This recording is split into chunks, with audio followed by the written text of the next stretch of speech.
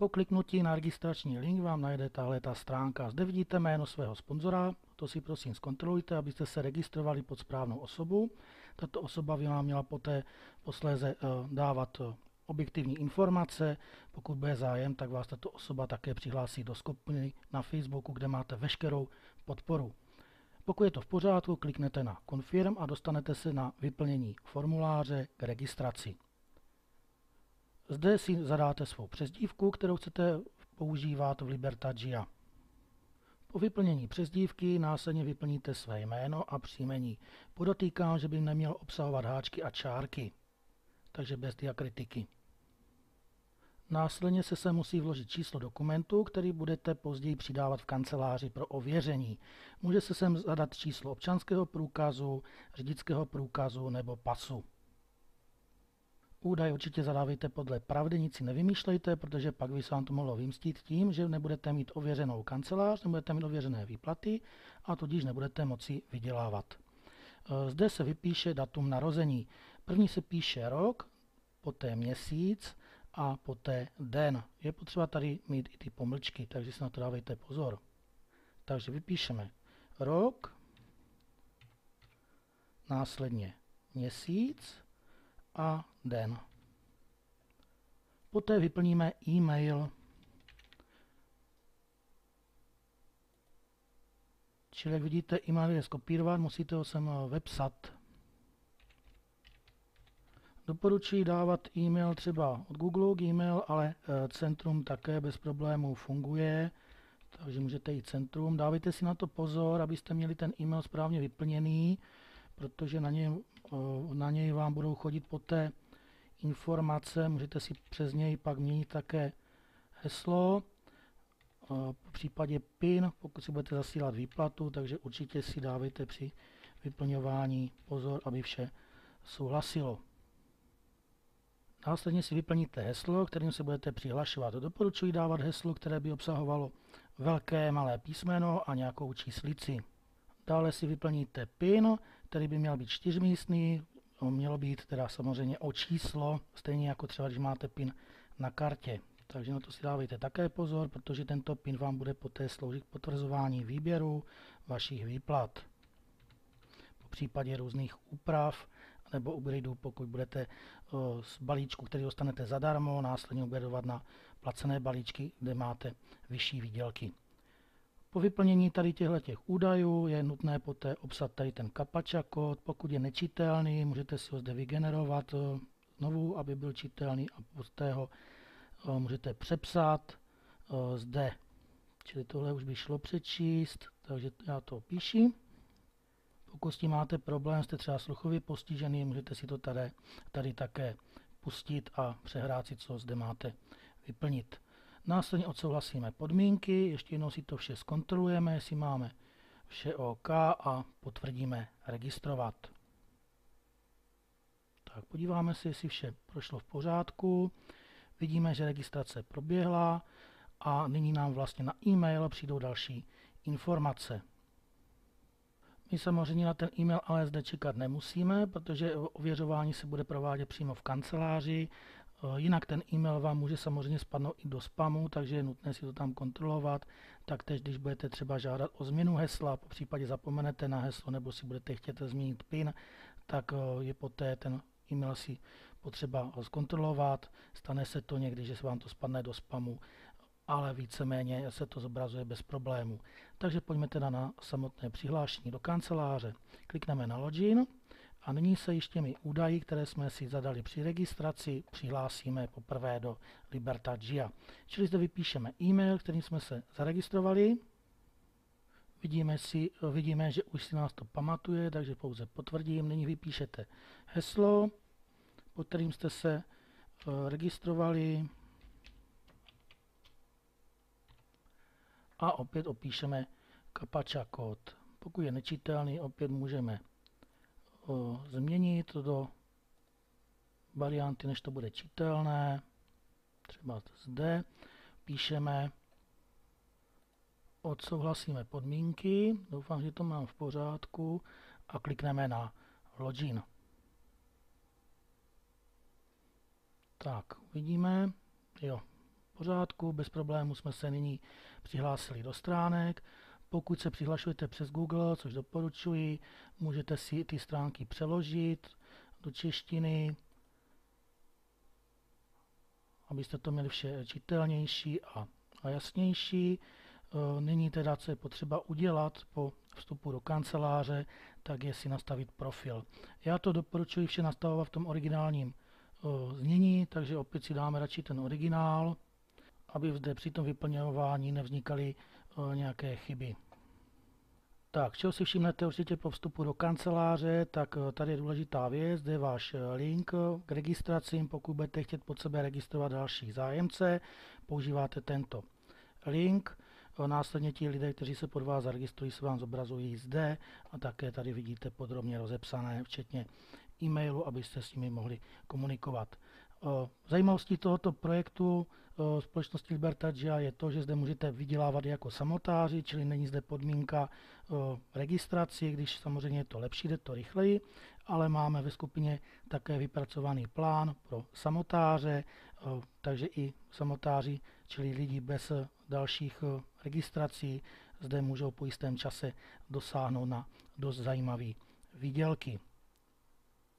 Tady se poté bude zobrazovat vaše výplata, tady se bude zobrazovat váš plán a jaký máte balíček. V současné době je zde balíček Bronze, který je zdarma. Tento balíček je na neomezenou dobu. Vy, pokud si budete vydělávat následně z toho balíčku Bronze, si můžete upgradeovat na vyšší balíčky, kde máte vyšší výplaty. Tak, pojďme teda na upravení profilu, čili klikneme na profil a nyní si doplníme základní údaje o své osobě. Takže co je potřeba? Tady vidíte, že je vše v pořádku, datum, kdy jste se registrovali, jaký máte balíček, nyní si zkontrolujte, jestli máte v pořádku o sobě údaje, e-mail, pokud to chcete změnit, jednoduše kliknete na Edit a můžete tyto informace o sobě změnit. Tak, já nic změnit nebudu. Dále zde kliknete na Edit a doplníte údaje o své adrese. Čili tady do prvního řádku doporučuji si napsat, jaký v současné době máte balíček, takže tady je to Bronze. Nyní zde vypíšete svou adresu. Opět vše vypisujte bez háčku a bez čárek. Dále číslo popisné, město, poštovní směrovací číslo, vyberete zemi, z které se registrujete, čili Česká republika, Slovenská republika, nebo kde se momentálně nacházíte, vyberete kraj a vyberete opět město. Tak, dále zde vypíšete telefonní číslo, stačí mobil, zde je nutné uvést předvolbu, která je pro Českou republiku 0420, pro Slovensko je to 0421, takže vypíšeme a vaše telefonní číslo.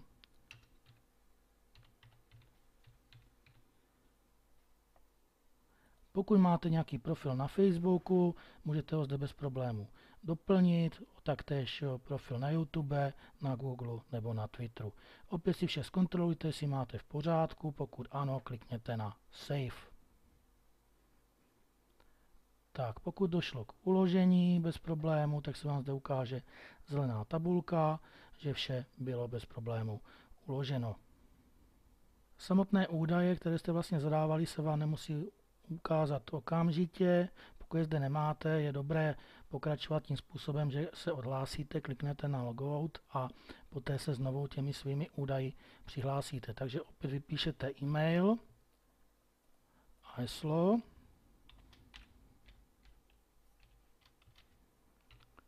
A opět dopíšete captcha kód. Vyberete nějaký čitelný. Potvrdíte podmínky, kliknete na Login. Tak, přihlásíme se zpět do kanceláře a nyní, když půjdeme do profilu, ten máme vlastně zde, tak vidíme, že zde je to již bez problémů vše přidáno. Tak, znovu klikneme profil. Tady vidíme také, že je vše načteno, takže můžeme jít na další krok. bankovní data. Nemusíte zde momentálně vyplňovat ani číslo účtu, ani IBAN, ani SWIFT kód, pokud nechcete, protože tyhle ty údaje slouží k samotné výplatě na bankovní účet. Stačí, když zde pouze zadáte název banky, kterou máte, čili zadáme banku, třeba Zunobank AS, adresu banky Praha, Česká republika, to úplně stačí. Klikneme na Save. Tohle je nutné udělat, protože jinak by vás to nepustilo na plnění úkolu, čili je to podmínka k tomu, aby vás to pustilo na úkoly. Čili stačí opravdu pouze nějaký název banky. Posléze se to může samozřejmě změnit. Takže klikneme na Save, vložíme údaje. Opět vidíme, že vše bylo bez problému načteno. Další věc, co tu je, tak je heslo, čili můžete si zde změnit heslo, pokud vám to vaše současné nevyhovuje, zcela jednoduše bez problému zde napíšete své současné heslo, zde napíšete své nové heslo, znovu své nové heslo, kliknete na Save a tím pádem je to heslo změněno. Pokud chcete změnit PIN, není to opět nic těžkého, tady stačí pouze změnit na PIN, opět napíšete svůj starý PIN, nový a opět nový PIN. Pokud si svůj PIN nepamatujete, tak zde si můžete nechat vygenerovat nový PIN, stačí na to pouze kliknout a nový vygenerovaný PIN vám přijde na e-mail. Taktéž platí při možnosti, když zapomenete heslo, čili já vám nyní ukážu, co udělat, když zapomenete heslo, je to velmi jednoduché, já se teda odhlásím. Pokud zapomenete heslo a nevíte, jakým způsobem se přihlásit do kanceláře, čili vás to sem s tím heslem, který jste si zadávali, nepouští, tak je velmi jednoduché. Zde stačí kliknout zaslat nové heslo. Následně zde vypíšete svůj e-mail, pod kterým jste se registrovali a zde napíšete číslo dokumentu, pod kterým jste se registrovali. Čili je to opravdu důležité si nic nevymýšlet, zapisovat vše podle faktu. A hlavně si také zapisujte ty přihlašovací údaje, vše, co vypisujete do kanceláře, já to doporučuji zapisovat si do notýsku, nenechávejte si to v počítači, pište si to pěkně do notýsku na papír, co je psáno, to je dáno. Takže zde napíšete e-mail, dokument, poté opět CAPTCHA kód, kliknete na Confirm a nové heslo, kterým se pak bez problému již přihlásíte, vám přijde opět na ten váš e-mail. Tak, já se opět znovu naloguji.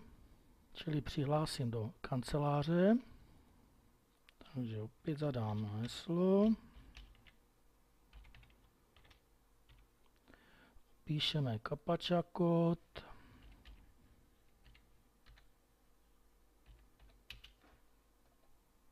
odsouhlasíme podmínky, klikneme na Login. Tak, jdeme na další krok, který je teďka nezbytný k tomu, abyste začali vydělávat. Takže opět jdem do profilu a to je nahrání dokumentů. Společnost doporučuje nahrát ty dokumenty hned po té vaší registraci, protože tak vlastně máte v klidu to, že můžete vydělávat. Jinak ty dokumenty by se měly správně nahrát do 30 dnů. Vkládá se sem ten dokument, který jste vlastně zadávali při té registraci, to číslo, čili to je ten občanský průkaz, řidičák anebo pas. Já jsem tam zadával občanský průkaz. Pokud jste zadali občanský průkaz, tak je nutné zde nahrát občanský průkaz přední stranu, občanský průkaz zadní stranu a dále pak fakturu, která nesmí být starší 3 měsíců. Může jít o fakturu na plyn, elektřinu, popřípadě na nějaké spotřební zboží, cokoliv vás napadne. Důležité je, aby na té faktuře byla vaše aktuální adresa, kterou jste si zadávali vlastně i v kanceláři zde.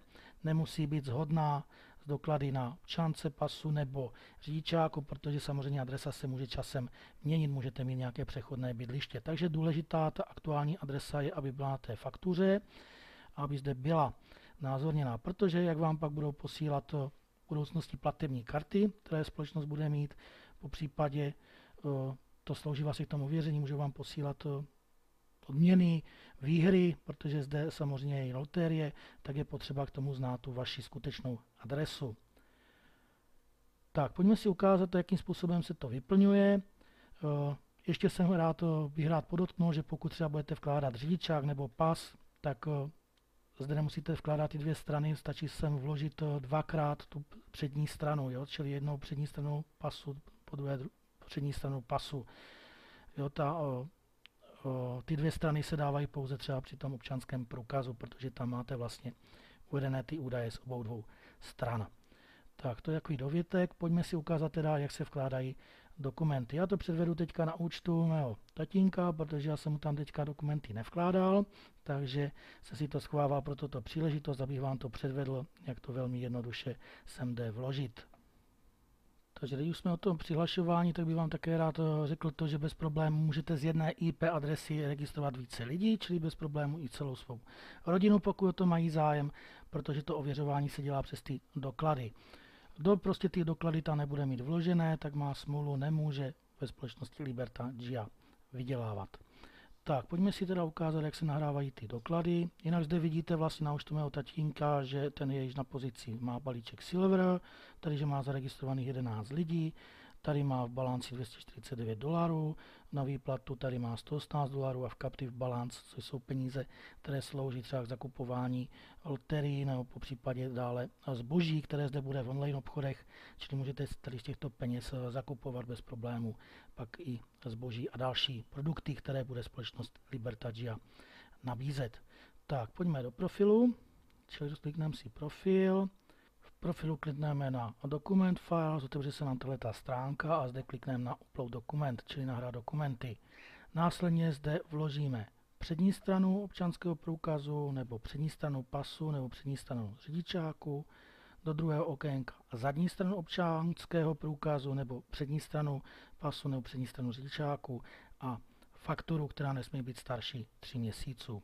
Takže pojďme na to. Kliknu na Select File. A v počítači mám samozřejmě připravené kopie, fotografie, skenované požadovaných dokumentů. Takže kliknu na Select File. Následně teda vložím přední stranu. Opět kliknu, vložím zadní stranu. Opět kliknu a vložím fakturu. Do toho čtvrtého nemusíte vkládat nic. Pokud máte ještě nějaký další doklad pro jistotu, můžete ho sem vložit, ale není to potřeba. Čili nyní jednoduše klikneme na Save. Pokud je všechno v pořádku, tak se nám to tady opět ukáže zeleným, že dokumenty byly přidány. To, že byly přidány bez problému, se následně můžete přesvědčit tím způsobem, že opět kliknete na Document Files a vám se tady ty doklady zobrazí. Já jsem to teďka takhle zmenšil, aby zde nebylo vidět údaje, které má na občance, aby to nemohl někdo zneužít, takže jinak tady ty údaje, ty doklady jsou komplexně skopírované.